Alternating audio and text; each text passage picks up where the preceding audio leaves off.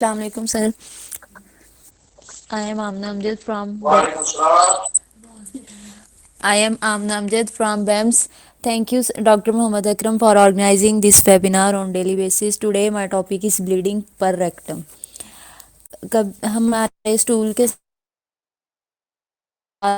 Bleeding होना या stool बाद में या दरमियान में कभी स्टूल के साथ मिक्स होना या स्टूल की साइड्स पे bleeding polyp and mix bleeding disorder. सबसे पहले हम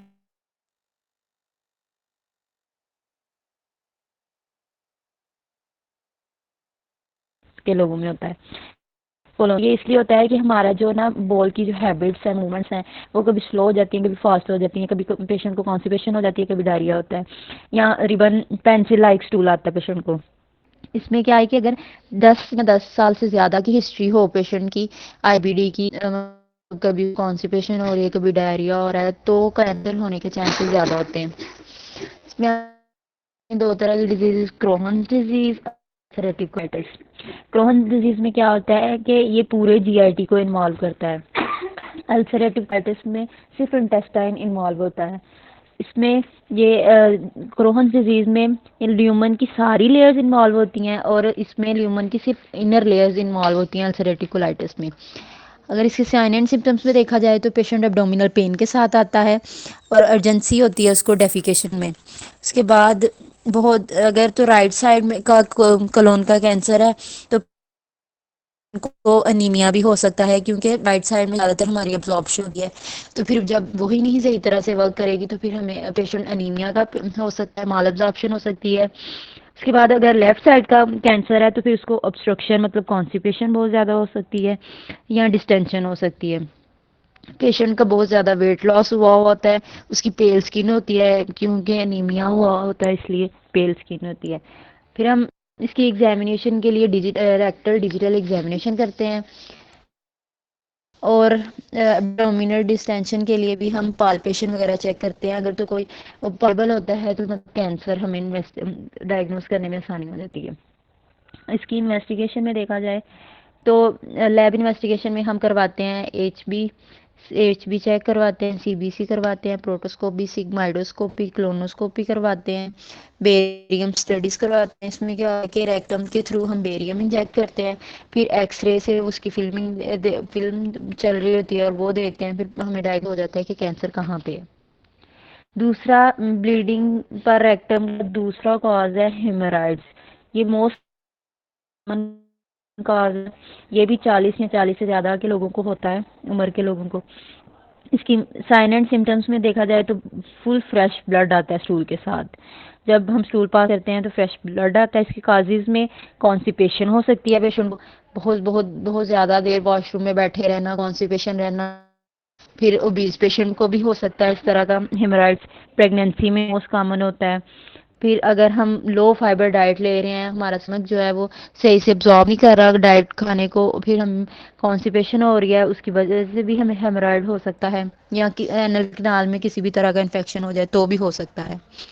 इसकी दो तरह की टाइप्स होती हैं, external haemorrhoids, internal haemorrhoids. External haemorrhoids बहुत ज़्यादा पेनफुल होते हैं, लेकिन इंटरनल हेमोराइड्स पेनफुल नहीं होते क्योंकि वो अंदर की तरफ होते हैं, एनल कैनाल के ऊपर रेक्टम के अंदर, जो इंटरनल है। जो एक्सटर्नल है वो बाहर की तरफ आगे होते हैं, इसलिए बहुत ज़्यादा पेनफुल होते हैं। तीन तीन डिग्री का हेमोराइड्स हो सकते हैं। फर्स्ट क्या होता है कि प्रोलैप्स हो जाती है विद इन बाउंड्रीज, मतलब अंदर ही एनल कैनाल के अंदर ही प्रोलैप्स हो जा रहा है।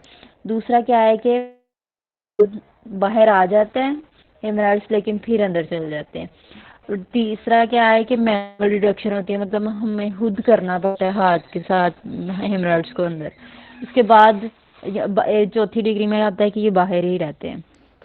इसकी इन्वेस्टिगेशन के लिए भी रेक्टल एग्जामिनेशन करते हैं और प्रोटोस्कोपी करते हैं। प्रोटोस्कोपी में हमें चेरी लाइक जो मैस अपीयरेंस नज़र आता है, रेड कलर के छोटे छोटे चेरी छोटी छोटी होती है, उस तरह के नज़र आते हैं। और रेक्टल एग्जामिनेशन में हम पूरी इसके इंटरनल हेमराइड्स को चेक करते हैं, हाथ के साथ उसका पाल्पेशन चेक करके करते हैं।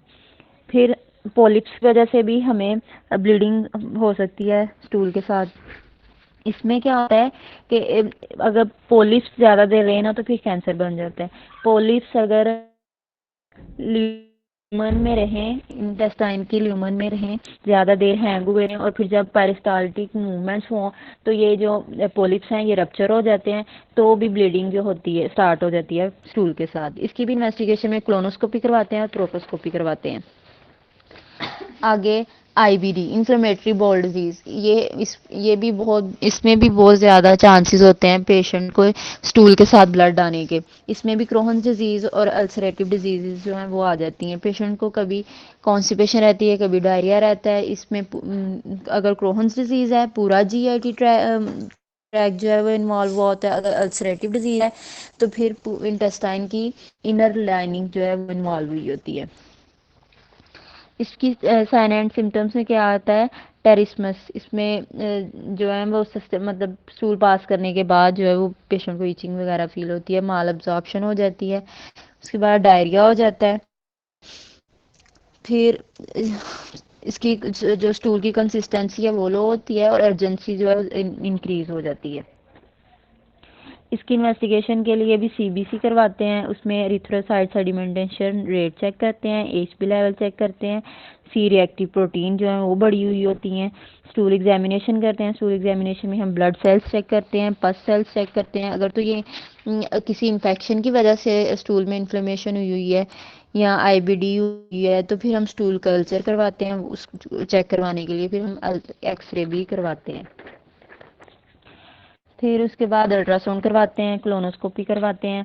अगर तो पेशेंट जो है क्रोनिक कंडीशन में है तो मतलब अल्सरेटिव कोलाइटिस है और 10 साल से ज़्यादा है तो फिर उसको वो कोलोन कार्सिनोमा होता ही होता है। फिर उसके लिए हम फिर बायोप्सी करवाते हैं, टिश्यू लेते हैं, उसका सैंपल लेते हैं और उसको एग्जामिनेशन के लिए फिर लैब में भेज देते हैं।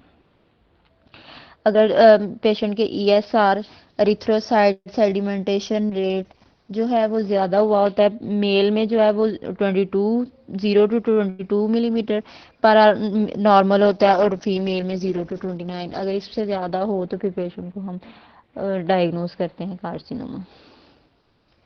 उसके बाद अगर क्रोहन्स डिजीज़ हो तो भी हम अल्ट्रासाउंड, कोलोनोस्कोपी, एक्सरे और एचपी वगैरह चेक करवाते हैं, बायोप्सी। फिर एंटीबॉडी टेस्ट भी करवाते हैं। ओके सर, थैंक यू, मेरा यही टॉपिक था।